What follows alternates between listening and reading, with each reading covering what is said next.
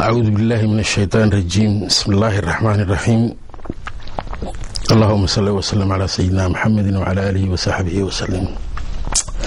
En tout premier lieu, je voudrais remercier USN TV de m'accorder l'occasion de faire cette déclaration sur les conditions dans lesquelles se sont déroulés les travaux de la délégation dépêchée par l'USN à Addis Abeba,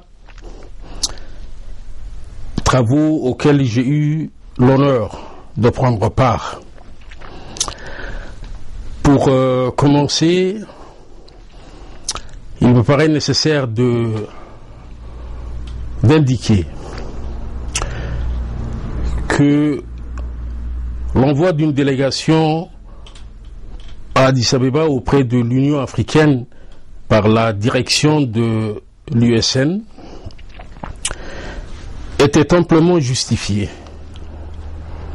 Amplement justifié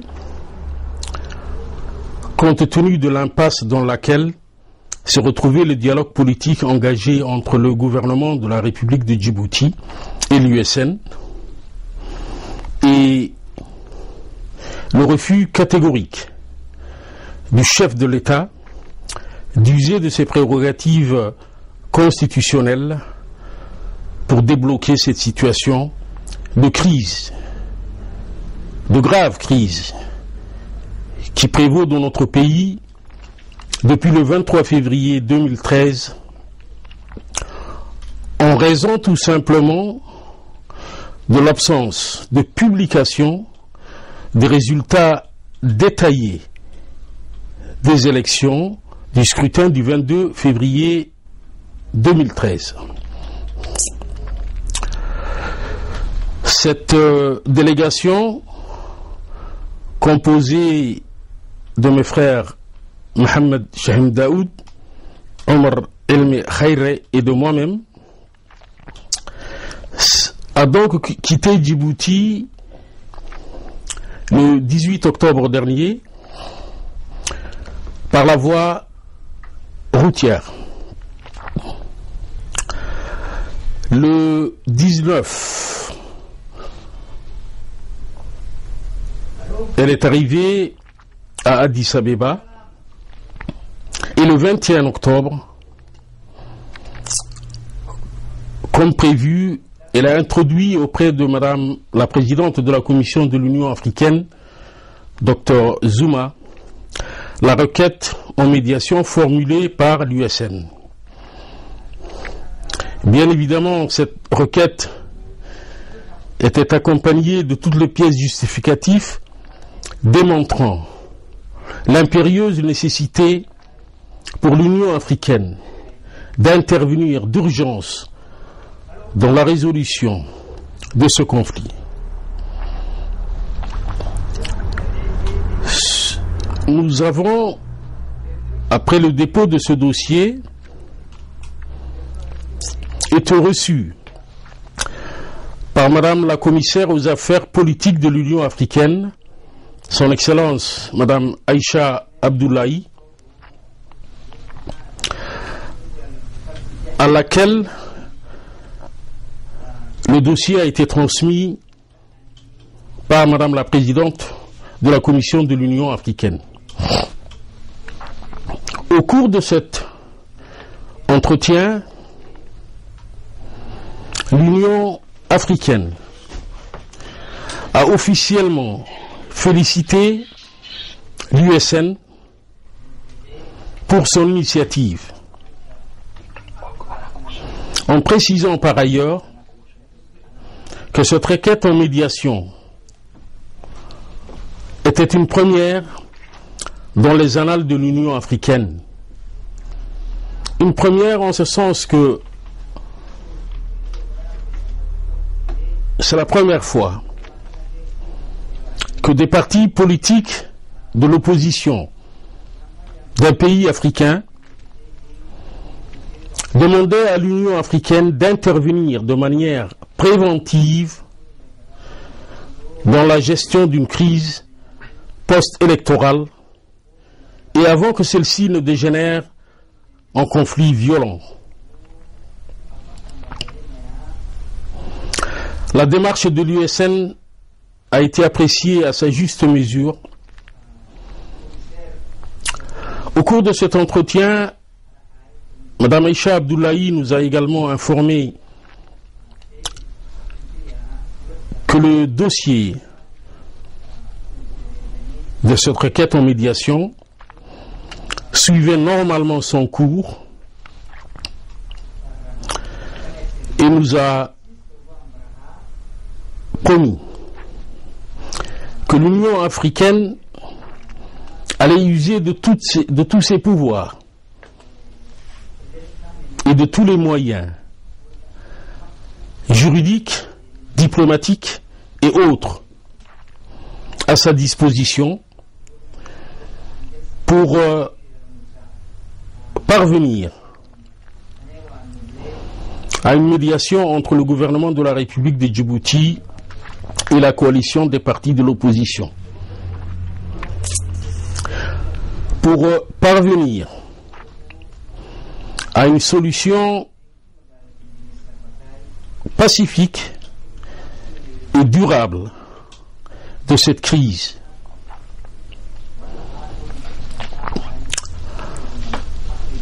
À l'issue de notre entretien avec cette dirigeante de l'Union africaine, nous avons, dans les jours qui ont suivi, entamé d'autres démarches d'information et de sensibilisation auprès d'autres institutions régionales, continentales et internationales dont le siège se trouve à Addis Abeba.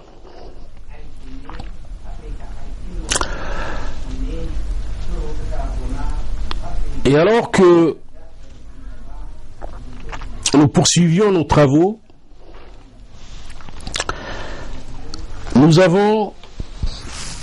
j'ai omis de vous dire que lors de l'exposé de notre dossier aux instances dirigeantes de l'Union africaine, nous avons rappelé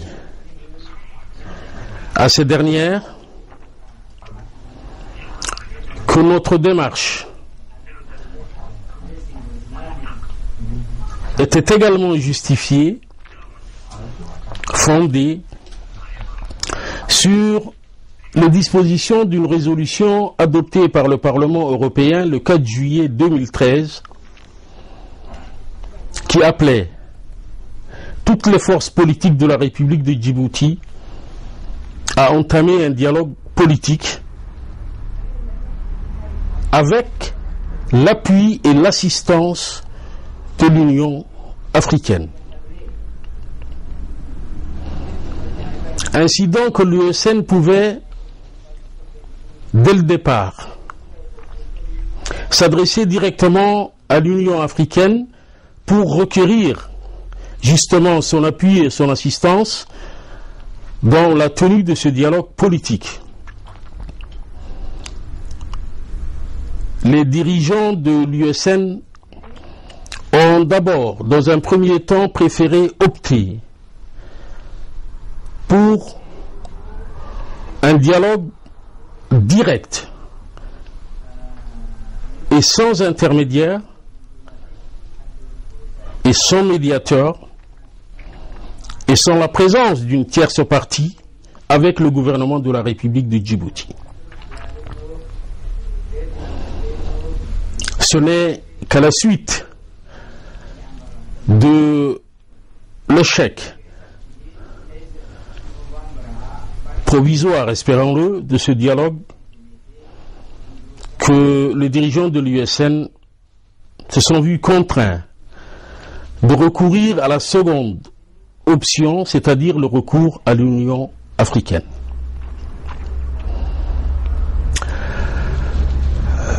Je suis personnellement très confiant sur la suite qui sera réservée à cette requête en médiation, et prions le Tout-Puissant qu'elle aboutisse à une solution pacifique et durable de cette crise post-électorale, de cette crise politique qui n'a que trop perduré.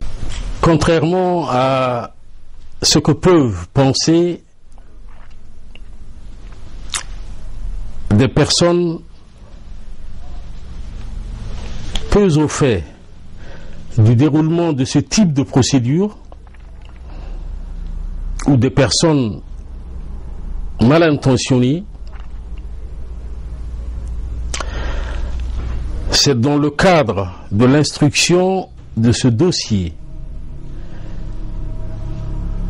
que nous étions obligés de prolonger notre séjour à Addis Abeba, restant ainsi à la disposition des instances dirigeantes de l'Union africaine. Si d'un point de vue procédural, nous avions fourni toutes les pièces justificatives à l'appui de la requête en médiation de l'USN, nous attendions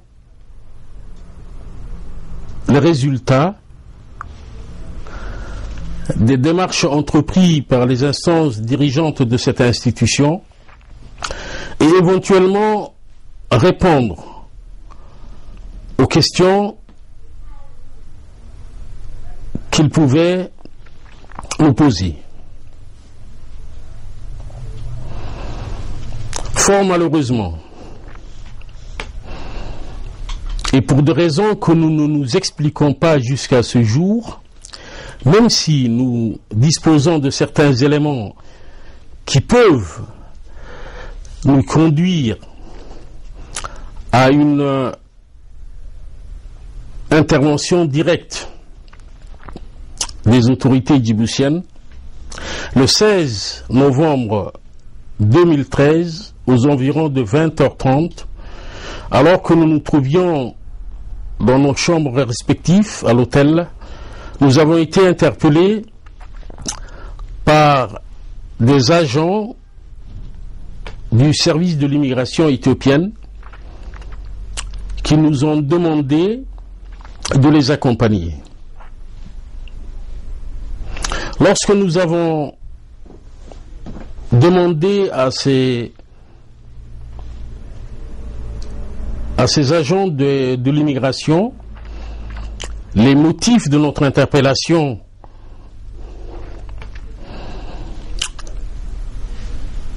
ils nous ont tout simplement répondu que c'était pour des raisons concernant notre sécurité personnelle. Ces derniers nous ont conduits dans les locaux d'un commissariat de police où nous avons séjourné jusqu'au lundi 21 novembre, jusqu'au lundi 19 novembre, aux environs de 11h du matin. À cette date, les mêmes agents de l'immigration nous ont conduits dans les locaux de la direction de leur service, où ils nous ont tout simplement demandé qu'ils se voyaient contraints de nous demander de quitter le territoire de la République fédérale d'Éthiopie. Bien évidemment, nous n'avons pas manqué de leur demander les motifs de cette mesure. Et comme je vous l'indiquais précédemment, ces agents ne nous ont pas donné d'autres explications,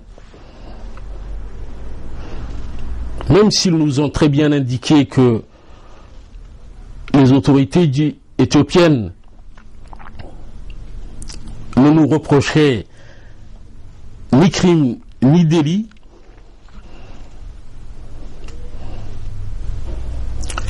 bien évidemment, nous avons parfaitement compris que cette démarche, cette mesure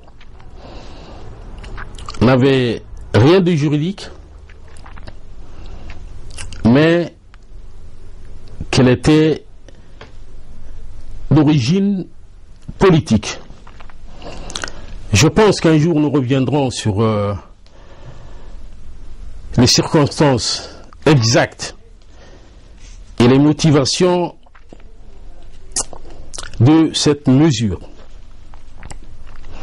C'est ainsi donc que nous avons quitté Addis Abeba,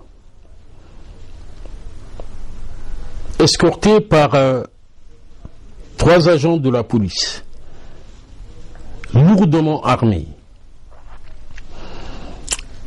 qui nous ont conduits jusqu'au poste frontalier de Galafi, où nous sommes arrivés le mardi aux environs de 15h30. Après l'accomplissement des formalités de police et de douane, nous avons quitté ce poste frontalier pour rejoindre le même poste de Galafi, mais du côté djiboutien. Nous avons là aussi procédé aux formalités d'usage. Et alors que nous nous apprêtions à rejoindre la capitale, nous avons été interpellés par une section de 9 membres d'agents de l'ASDES qui nous ont demandé, qui nous ont appris qu'ils avaient pour instruction de nous conduire directement jusqu'à la direction de leur service.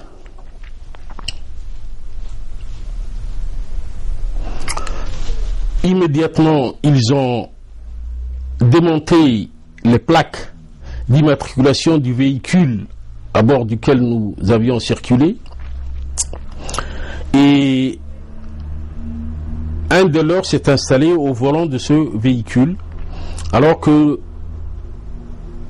nous avons nous-mêmes été placés dans un véhicule appartenant à ces services spéciaux. C'est ainsi que nous sommes arrivés à Djibouti-Ville aux environs de 21h30 et directement conduits dans les locaux de la direction de ces services.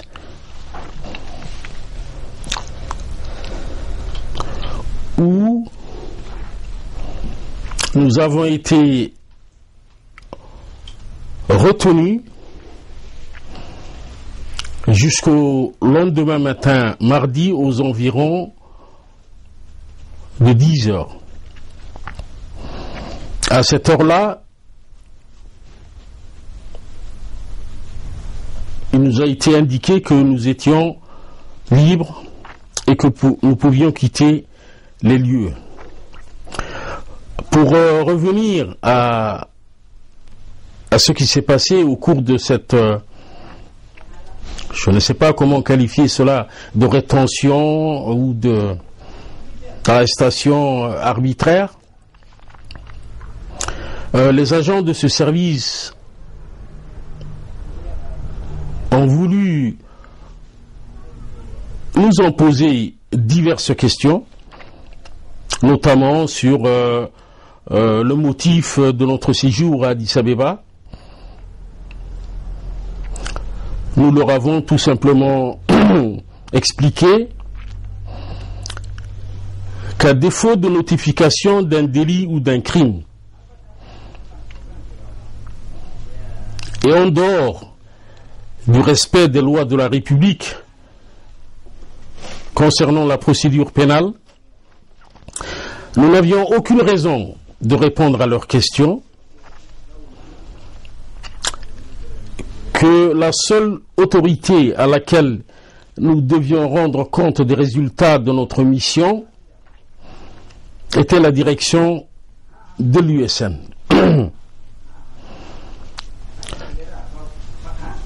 C'est ainsi donc que nous avons provisoirement retrouvé notre liberté. Depuis lors, il est arrivé que dans la soirée d'hier, vers 19h, notre frère Omar El Mekhaïre, président du CDU et vice-président de l'USN, a été interpellé par les mêmes services à l'aéroport international de Djibouti et directement conduit dans les locaux des 10 services, où il est détenu jusqu'à l'instant où je vous parle. Il me faut également indiquer que dans la soirée d'hier, moi-même, ainsi que mon ami Mohamed Chehim Daoud, avons reçu des appels téléphoniques de ce service spéciaux, nous enjoignons de nous présenter demain matin, c'est-à-dire samedi 23 novembre 2013 à 9h à leur service, et nous ont-ils précisé, munis de nos passeports.